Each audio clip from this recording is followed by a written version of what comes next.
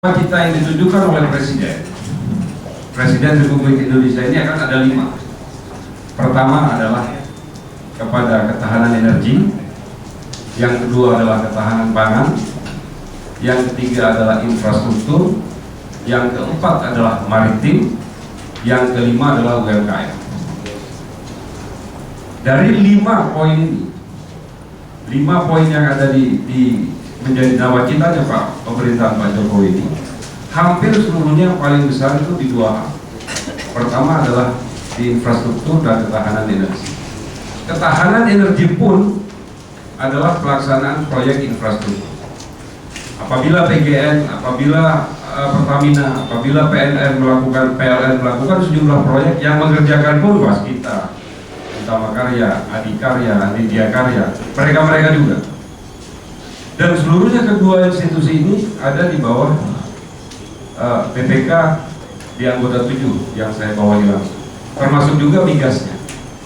Sehingga bagi saya, bagaimana di sisi kiri memisahkan kinerja mereka, sisi kanan membantu agar pemerintah Indonesia ini terbantu oleh kinerja mereka, ini menjadi hal yang paling penting buat saya sekarang.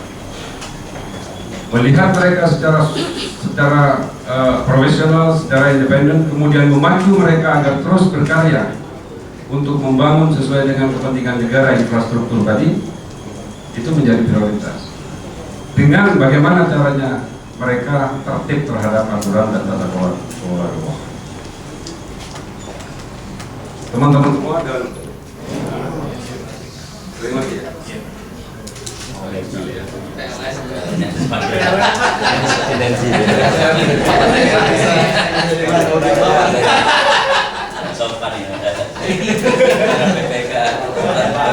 Dan ini harus menunggu ya. Lanjut di audit aja. Ini bisa dihidrasi gitu di sini. Oke, saya beri saja. Saya ingin menyampaikan beberapa poin sebenarnya. Bahwa misalnya kita bicara dengan PLN, apa yang dilakukan PLN saat ini banyak. Kalau kita bicara fraud, pasti akan menjadi santapan aparat negara. Kalau kita bicara kesalahan, mereka akan meminta kepada kita data. Nah, BPK dalam memeriksa setiap kepentingan BUMN harus mendahulukan di mana posisi negara, di mana posisi pemerintah, di mana posisi rakyat. BUMN ini berbeda dengan pemeriksaan BUMN ini berbeda dengan pemeriksaan daerah. Ada 148 BUMN, sekarang menjadi 138. Ada 138 bisnisnya. Jadi bisnisnya ada 138 jenis. Dan pemeriksaan itu filosofinya harus dikaitkan dengan filosofi bisnis dari BUMN. Sehingga berbeda pada saat kita memeriksa Telkom, kemudian besoknya kita memeriksa PLN. Tapi keduanya kita bisa gabung.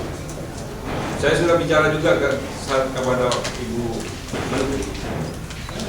Sinergi BUMN juga ternyata kan belum terjadi sampai sekarang.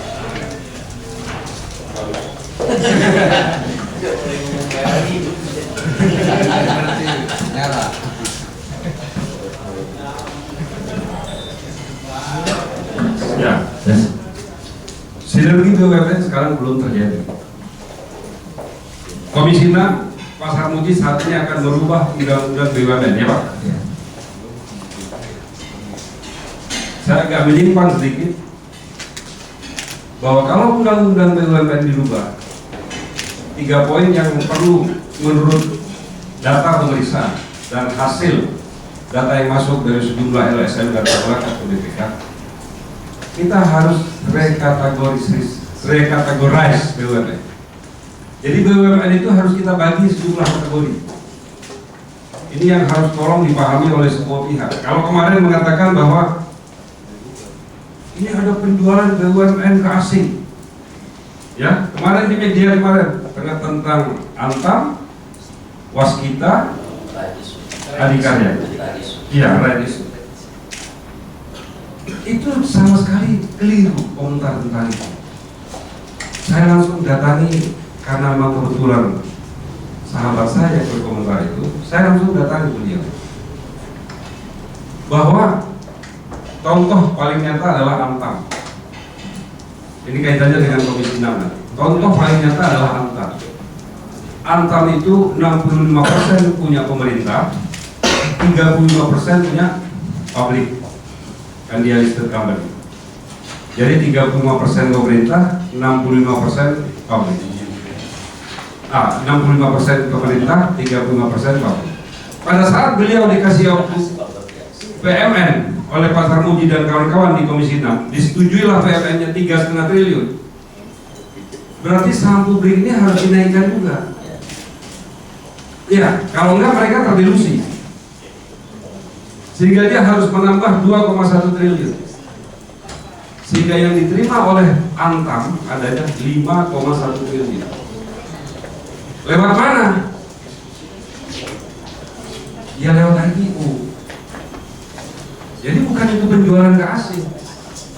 Mereka harus menaikkan porsi sahamnya karena pemerintah nyetor. Kalau pemerintah nyetor kemudian mereka nggak store, mereka akan terdelusi. Bagaimana caranya? Ya sudah, lewat IPO. Nah IPO lah yang menjaga agar kewenangan pemerintah masih tetap di 65%. Begitu juga di Waskita, begitu juga di Adikarya. Yang kedua adalah kategorisasi BUMN. Kita minta kepada Bu Rini, Bu, saya menyampaikan ini data hasil pemeriksaan.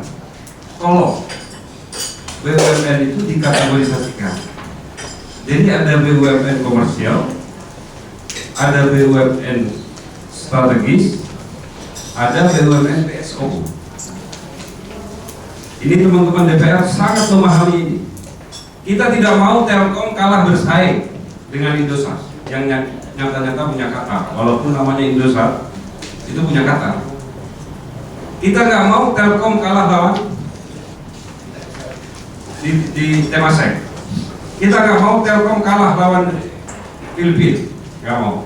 Artinya Telkom ini adalah BUMN komersial yang harus kita dorong seefisien mungkin agar mereka bersaing dengan swasta, agar bisa bersaing dengan luar. Kuncinya adalah jangan pernah ganggu Telkom. Jangan pernah ada orang karena kepentingan politik ditaruh sebagai komisaris Telkom, karena pertemanan walaupun capability-nya nol ditaruh sebagai dirut Telkom yang akhirnya akan menghancurkan Telkom. Artinya untuk BUMN yang komersial jangan pernah ada politisi atau kepentingan politik atau kepentingan perkawanan mengganggu. Biarkan dia berjalan sealamnya mungkin. Telkom, BRI, jasa perbankan, jasa keuangan, asuransi itu harus dibiarkan hidup bersaing dengan luar, bersaing dengan swasta. Jangan kita ganggu. Jangan pernah ada orang yang tidak mampu karena tim sukses atau relawan ditaruh di sana. Ini bahaya. Karena mereka akan bersaing. Kecuali makanya harus ada lagi BUMN PSO. BUMN ini yang memang kerjanya melayani publik, dia mengabaikan laba rugi. Misalnya PLN, ya, PLN, Bulog, kereta api. BUMN ini didirikan karena memang rakyat kita itu tidak mampu untuk beli tiket sesuai standar. Kalau teman-teman dari Jakarta ke Makassar mau pakai PLN, harganya 600.000, harga marketnya mungkin 1.200.000. Tapi sama pemerintah, oke, rakyat bayar 600, yang 400 dibayar oleh pemerintah. Artinya di BUMN itu ada kandungan politiknya, di BUMN itu ada kepentingan politiknya, di BUMN itu ada saran-saran politik, sehingga bolehlah ditaruh 1-2 politisi atau relawan di sana. Karena memang kepentingan politiknya tinggi. Di Bulog juga begitu. Kalau BUMN strategis lain lagi. BUMN strategis justru jangan diganggu oleh siapapun. BUMN strategis itu harus diberikan kepada yang memiliki wawasan kebangsaan yang tinggi. Misalnya BUMN Pindad, PT PAL, Dirgantara Indonesia, PT Inti. Ya Inti ya di Telkom Bapak kan? Iya Pak. Ya, Industri Indonesia. Ini adalah BUMN strategis yang harus dikelola oleh pemerintah dan tidak boleh ada orang asing masuk di sini. Jangan sampai orang asing tahu berapa peluru yang dibuat oleh Pindad. Bahaya. Nah ini BUMN sini harus ini berdasarkan data. Saya coba diskusikan dengan Menteri BUMN detail mengenai hal ini. Kita undang ke kantor, saya sampai jam setengah 12 malam, deputinya pun saya undang menjelaskan ini, dan mereka sudah mulai arah bergerak ke sana. Cuma memang masalahnya ada banyak kader yang harus masuk komisaris BUMN. Ini yang saya tidak mengatakan itu capable atau tidak, atau salah atau benar, saya tidak berani ke arah sana, tapi memang ini kewenangan domain menteri. Ini adalah domain. Jadi yang terakhir untuk kepentingan undang-undang BUMN nanti kita adalah sinergi. Ini yang tidak terjadi. Kalau saya tanyakan kepada Angkasa Pura, nggak usah jauh-jauh. Yang penting Angkasa Pura 2 kita tanya, bapak-bapak tanya, Pak, Angkasa Pura itu kirim surat pakai apa? Kepada kliennya? Pakai JD. Pernahkah pakai pos?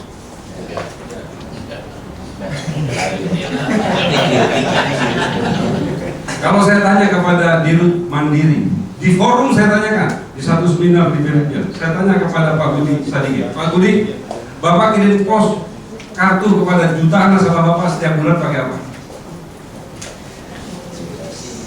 Dia pakai, saya nggak nyebut, tapi dia pakai kurir asing, kurir servis asing. Dia suka namanya. Pertanyaannya, kenapa Bapak nggak pakai pos? Berapa kirim sebulan? Hampir 8 juta surat sebulan. Kalau untung kasih 1.000 saja buat PT Pos, pos untung 8 miliar. Atau 500 buat pos. Monthly 1 BUMN. Kalau 148 BUMN pos hidup. Apakah kerjasama ini jalan? Belum. Kalau saya tanya kepada Hutama Karya, apakah beli bajanya dari Krakatau Steel? Tidak, beli bajanya dari Gunawan Steel di Surabaya. Kenapa?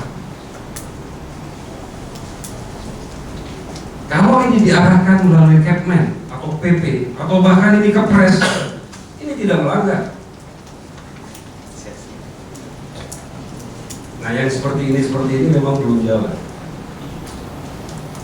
PTPN 8 bikin teh sosro, namanya teh, bukan teh sosro, namanya teh Walini. PTPN 8 yang ada di Bandung di Puncak itu punya PTPN 8. Kalau kita mau ke Puncak, dia bikin teh Walini. Seandainya seluruh, nggak usah pemerintah seluruh Indonesia, BUMN saja memakai teh Walini kepada tamu-tamunya. Nggak usah pakai teh. 80% sosro itu disuplai oleh PTPN 8. Saya bilang kepada Pak Dadi, stop. Bangkrut nggak sosro, bangkrut Pak. Kenapa nggak ada stop? Nggak ada yang beli juga kita punya, cuma biaya yang beli.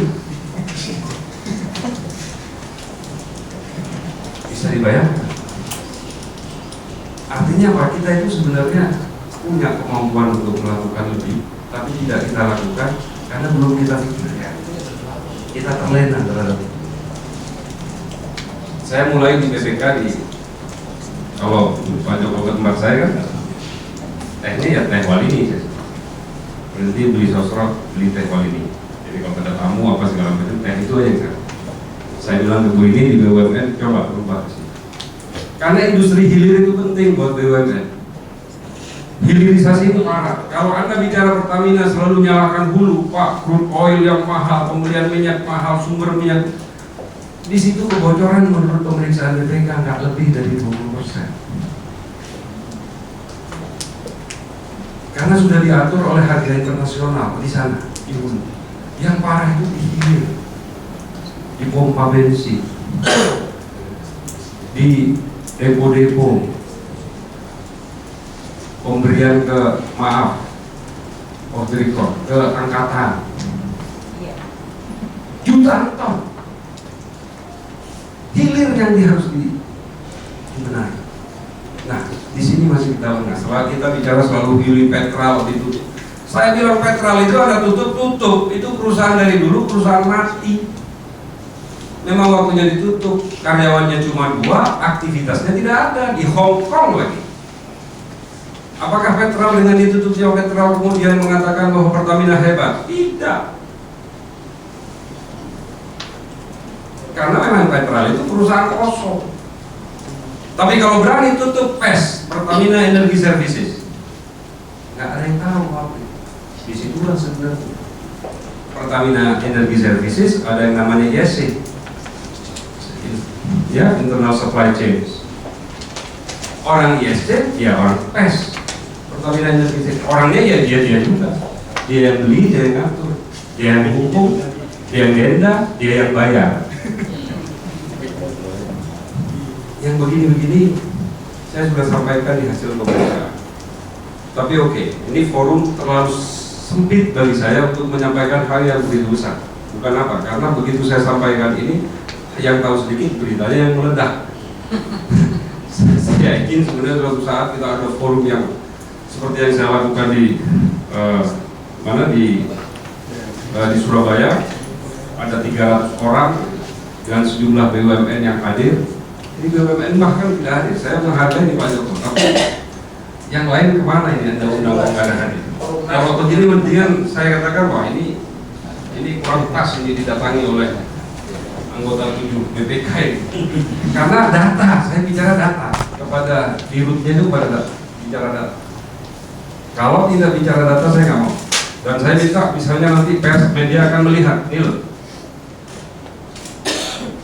Kalau Angkasa Pura II nggak ada yang dipermasalahkan. Dulu masalahnya, sekarang direksinya sudah bagus, sudah kompak. Ya Pak Joko. Beliau itu orang berhubungan, ditempatkan di Angkasa Pura. Jadi beliau tahu betul lah, bukan di LSM. Beliau bukan di Sukses. Bukan relawan. Tapi beliau asli adalah sebagai orang yang Islam. Jadi Pak Sarmuji, untuk undang-undang BUMN itu memang harus segera direvisi.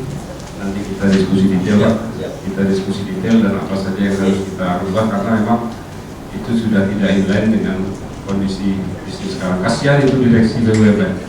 Bapak bisa bayangkan ya, bisa merasakan sendiri. Mereka suruh gerak kanan untuk untung, di kiri mereka diprotes untuk melayani masyarakat. Mereka diputar untung oleh 8 undang-undang, sementara pesaingnya cuma ada 3 undang-undang yang mengikat. BUMN 8, ada undang-undang keuangan negara, undang-undang BPK, undang-undang PPATK, ada undang-undang PT sendiri, undang-undang macam-macam. Sementara kalau swasta cuma undang-undang PT, undang-undang pajak, sama undang-undang pasar modal. Kalau yang lain, waktu itu untung, bukan Angkasa Pura II, yang lain kemarin 1 Pak ya? Angkasa Pura 1 ya? 2 ya? 2 ya, dengan layan. Dengan lain 2 ya? Iya. Coba. Dirusak itu gara-gara saya ceritakan kepada teman-teman ini. Biar jelas. Saya mengatakan bahwa pada saat beliau terdesak karena kursi-kursi di bandara itu sudah mulai dirusak oleh penumpang lain ya Pak. Saya tanya kepada teman saya orang Bea Cukai di sana, saya telepon, pasal bahaya ini. Tahunya penumpang, kursi apa segala macam itu asetnya Lion kan? Dia lempar, dia rusak. Padahal itu punya Angkasa Pura II. Yang berbeda nggak ikut-ikut. Untuk mengamankan itu, akhirnya Angkasa Pura turun dengan uang berapa Pak? 500 juta Pak? Hampir 1,2 miliar tadinya ya disiapkan. Tadinya 4 miliar, tetapi hanya dipakai 500 juta. Bayarin. Karena kalau nggak dibakar itu. Sudah 3 hari mereka wajar mereka marah, tapi mereka salah marah. Marahnya ke asal dia pikir kan ada di kantornya Lion. Dia pikir punya Lion, hajar kursi, pecah segala macam. Lama hancur. Terus Pak Budikanya telepon saya, Pak Samu tolong saya, ini saya disalahkan oleh wartawan karena saya mengeluarkan uang. Akhirnya saya konferensi pers, saya kirim kepada media apa yang dilakukan oleh Dirut Angkasa Pura dan teman-teman Angkasa Pura itu benar adanya. BPK tidak menyalahkan. baru berhenti. Saya telepon Bu Rini agar Bu Rini memberikan statement yang sama. Karena terus kemudian kita diadu oleh Pak Dirut, oleh Pak Jokowi, diadu antara BPK dia. Seandainya saya mengatakan itu salah Angkasa Pura II melakukan itu, apa Bapak nggak semakin ke pojok? Pasti nanti dicari-cari. Baik begitu statement BPK mengatakan itu benar, kemudian Bu Menteri juga mengatakan benar, langsung reda, Pak. Besoknya langsung reda, uang besoknya 500 juta kemudian dikembalikan. Kita bisa pahami mereka marah, dan Lion kita sudah tegur, karena IUP Lion itu masih ada sekitar 38 miliar tidak disetor kepada asuransi. Makanya Lion itu kita panggil juga ke BPK tadi. Jadi itu Pak, saya rasa cukup, dan terima kasih atas perhatiannya. Saya kembalikan ke moderator. Assalamualaikum warahmatullahi wabarakatuh. Waalaikumsalam. Tepuk tangan untuk Pak Sanul. Memang betul waktunya sangat singkat sekali, tidak cukup kita bisa memberikan. Mungkin sebagai gambaran Pak Aksanul Kosasi, di Rut Wastika Karya sampai hari Selasa kemarin masih oke. Kemudian karena diajak ke Jayapura oleh Bu Rini, kemudian membatalkan dan mereka tidak memberi rekomendasi salah satu direkturnya. Kemudian di India Karya juga sama, Pak Indra Jaya juga tidak bisa hadir. Jadi kami sangat mendadak, dan alhamdulillah ada Pak Tikno dari PT Indi dan juga dari Angkasa Pura. Dan kemudian di sini ada dari perguruan tinggi, ada juga dari BUMN Pronas, ada juga dari pelaku usaha, dan juga ada dari teman-teman mahasiswa dan OKP. Mungkin waktu kita sampai jam 4 kurang seperempat, ada 45 menit. Kami persilahkan kepada audien untuk bisa memberikan pertanyaan dan ditujukan kepada siapa. Kami persilahkan dari teman-teman pers dulu, mungkin ada ya, kami persilahkan. Menurut saya begini, saya setengah 4 mohon izin karena jam 4 melanjutkan rapat yang saya skor tadi tentang keuangan. Sampai setengah 4 aja. Setengah 4 ya. Ya, terima kasih. Saya Danu, wartawan dari Aktual.co. Sebenarnya saya juga sudah menyiapkan beberapa pertanyaan untuk BUMN infrastruktur, cuma nggak ada yang datang. Jadi kebetulan sudah tadi Pak Sanul menyebutkan ada satu pernyataan yang menarik terkait Petral dan ISG. Ini kan isunya sedang hangat terkait pembubaran Petral ini. Tadi statement Bapak mendukung pembubaran, tapi ada satu poin yang disebutkan oleh staf khusus Kementerian SDM Pak Saifi itu mengatakan sampai sekarang negara tidak bisa membuktikan kerugian yang disebabkan oleh Petral karena tidak bisa diaudit investigasi. Apakah benar BPK tidak bisa mengaudit sampai sana Pak? Lalu terkait kerugian BUMN Pertamina di Januari Februari kan cukup besar, apakah BPK bisa mengaudit Pak? Terima kasih. Baik, terima kasih. Tolong disana saja ke Bapak mic-nya. Kami Silakan. Waktu kita di sini jam 3 kurang 10, setengah 4 mungkin kita sudah bisa selesai acaranya. Kami persilahkan kepada teman-teman mahasiswa, mungkin ada Bapak, kami persilahkan tolong sebutkan dari mana dan namanya. Assalamualaikum warahmatullahi wabarakatuh. Saya Mario Pane dari BPN Perhubungan.